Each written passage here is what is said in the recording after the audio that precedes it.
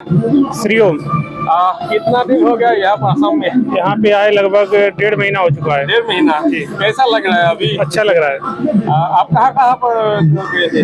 पहले तो शुरू में आया था शिव सागर में, हाँ, शिव सागर से फिर डेमो गए थे। दीमू। डीमो उसके बाद? डीमो के बाद गए हैं चाराली मंडल। हाँ। वो तो बीजेपी का जो प्रसार आप लोग कर रहे हैं, इस पर लोगों की कैसा है? लोगों के लिए बहुत अच्छा फील होता है।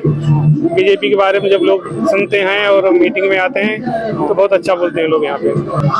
মই ইয়াকে ক'ব বিচাৰোঁ যে আমাৰ চৰকাৰখনে প্ৰতি বছৰে ইলেকশ্যনৰ আগমুহূৰ্তত এনেদৰে মানে ৰাইজক লৈ এটা এডভাৰটাইজমেণ্ট হৈছে। ধৰি লওক আমাৰ চৰকাৰখনে কিমান সুবিধাখিনি আগবঢ়াইছে, ধৰি লওক কিমান মানুহখিনি তেওঁৰ চৰকাৰখনৰ প্ৰতি আগ্ৰহ আৰু ধৰি লওক এতিয়া ইলেকশ্যনৰ সময়ত আমি সকলোৱে একত্ৰিত হৈ বিজেপি চৰকাৰখন কেনেকৈ মানে আগুৱাই নিব পাৰোঁ, আমি সেয়ে তাৰে পৰিকল্পনা কৰি আছোঁ।